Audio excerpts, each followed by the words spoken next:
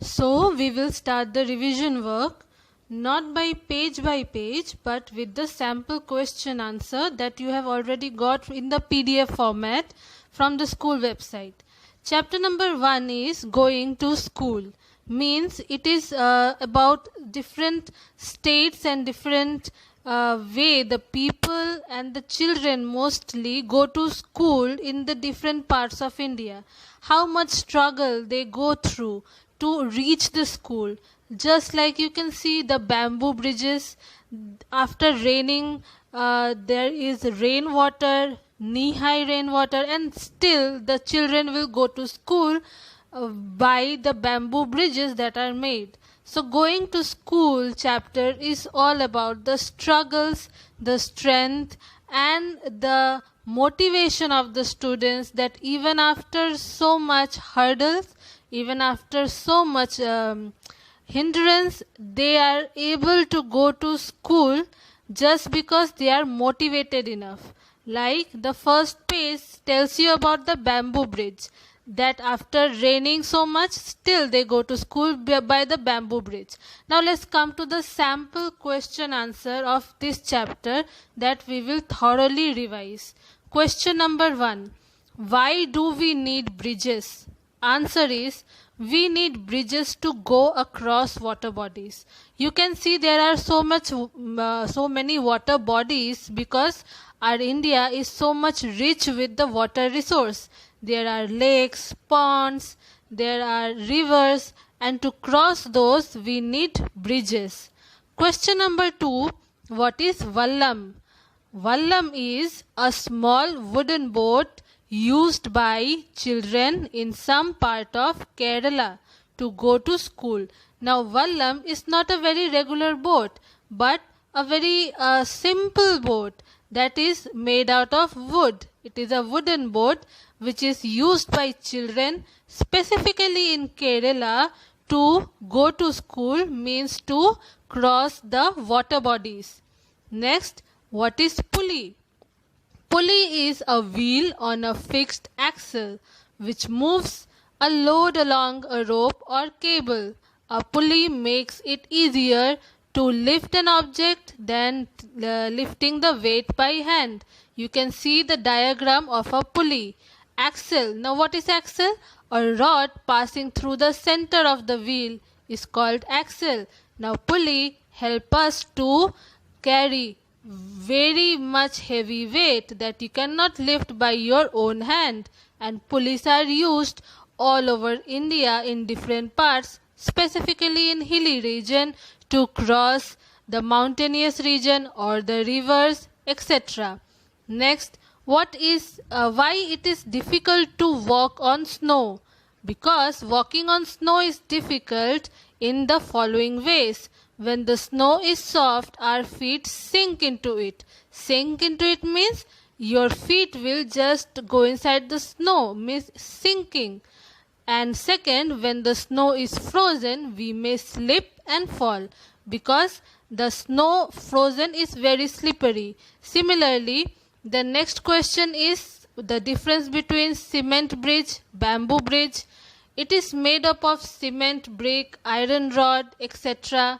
It is used to cross big or small water bodies. I am talking about the cement bridge. It is wide, strong, durable and safe to cross over. Many people and even vehicle can pass through this bridge at a time. It is permanent and it may have steps.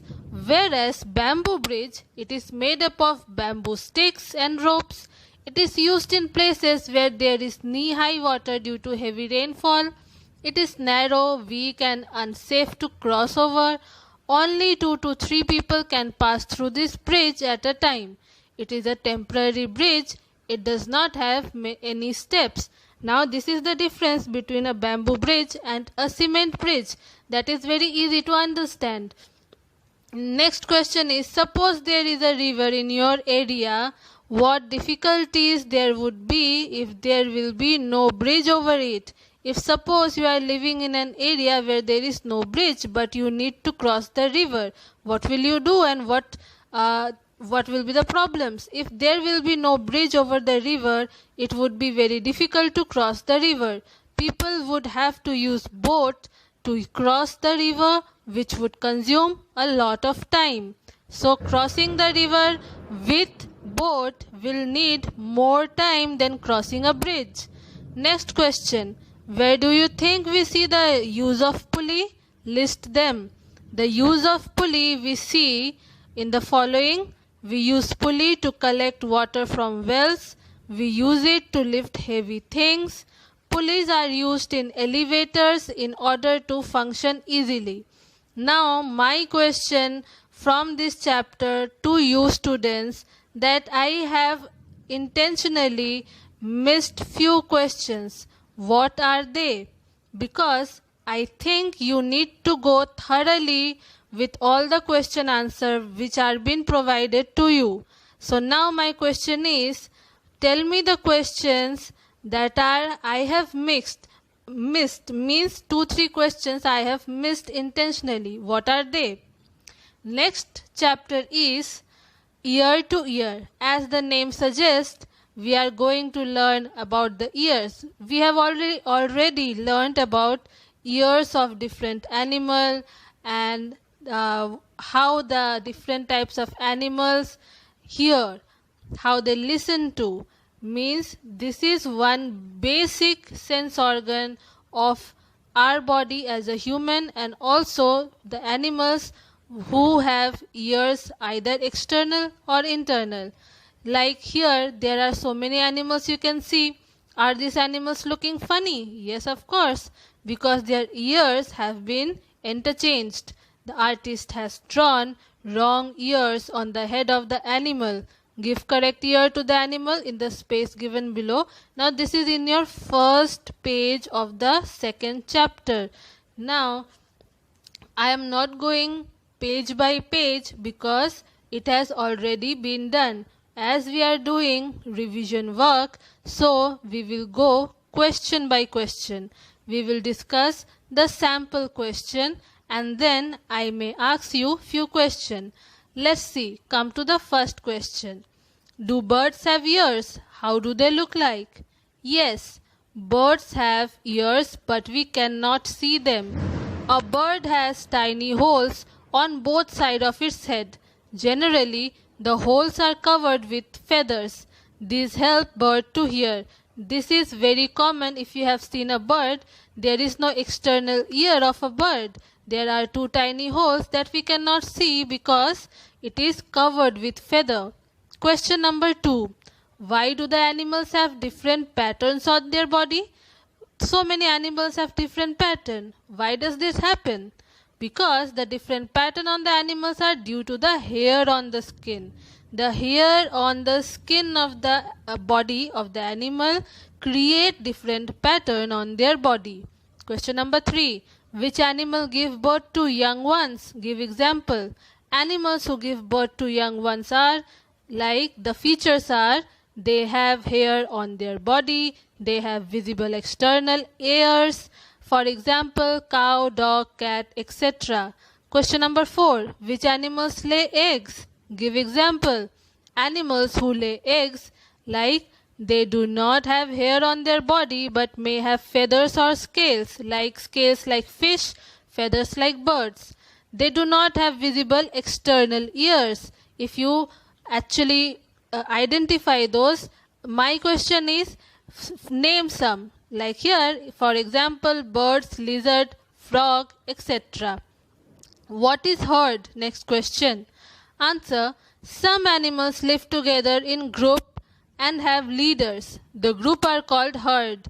Animals usually move together in search of food. For example, elephant, deer, etc. Now the group of animals, they usually move in the group because of many reasons. They are called as herd, that the group of animals, and they usually have leaders. Next question. Why do animals stay in group? There are many animals that live in groups and they do it for different reasons.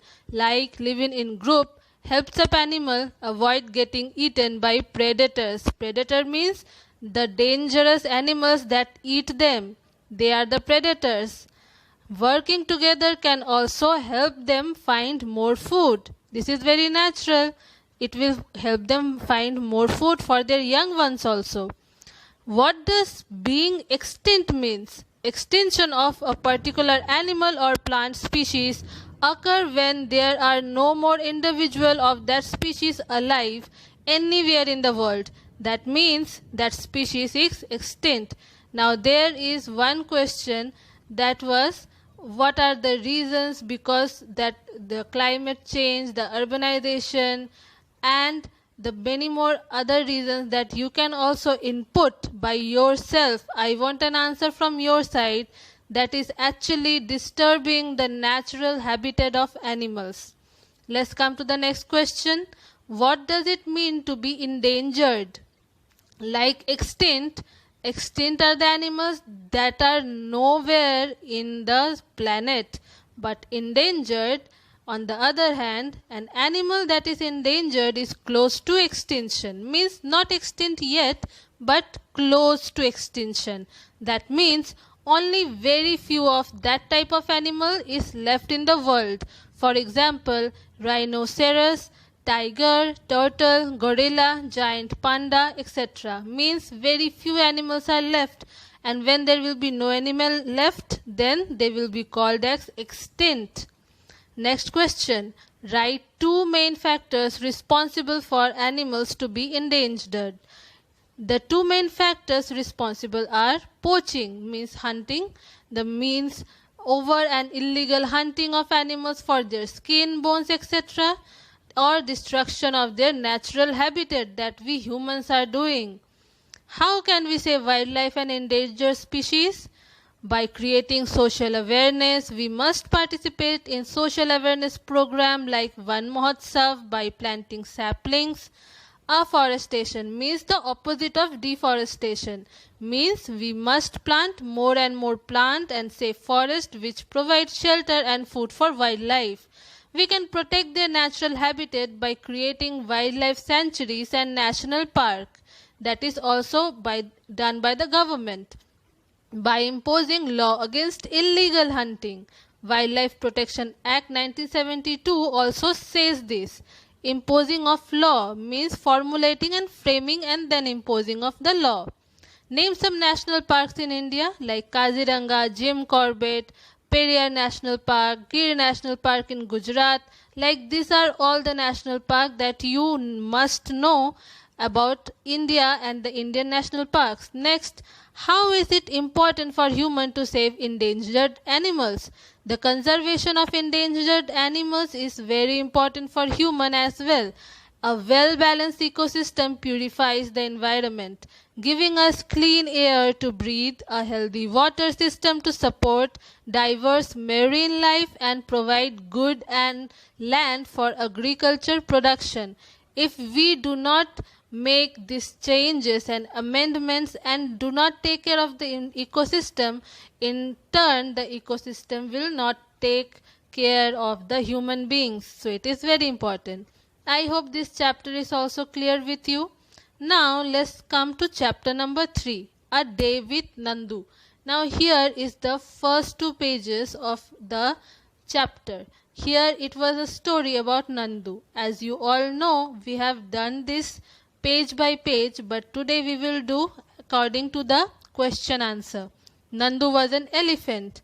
Nandu woke up and opened his eyes. For a few seconds he was not sure where he was.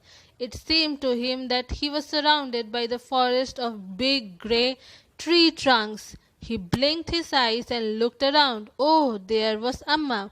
So now we are talking about Nandu here.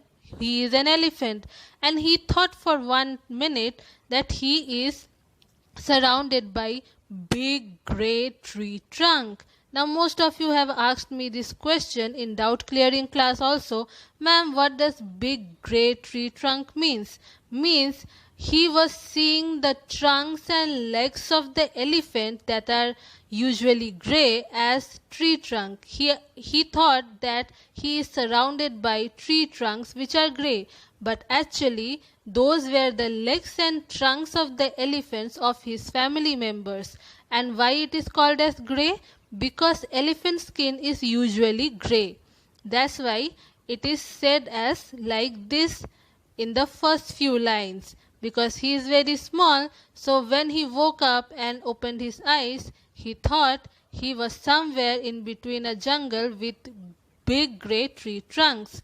Similarly, there are few other features of elephant, like when they reach jungle, the member of the herd started spreading out. Each member went to eat her favorite leaves and twigs. Now, leaves and twigs, many of you have asked me. Now, elephant usually are vegetarian and they eat leaves and twigs. Now, let's come to the question answer part. Animal group are called by different names. Give the name for the following. Here are the names of the different group of different kind of animals. Like a group of lion is called a pride, a group of fish is called a school, a group of bees is called swarm, a group of owl is called parliament, a group of elephant is called herd or parade. A group of monkey is called band or trod. A group of ant is called a colony. A group of camel is called caravan. A group of crow is called murder. A group of frog is called an army. Now, the next question. How elephants keep themselves cool? This question was also asked by few of the children. The elephants keep themselves cool in the following way. First, they flap their big ear to keep themselves cool.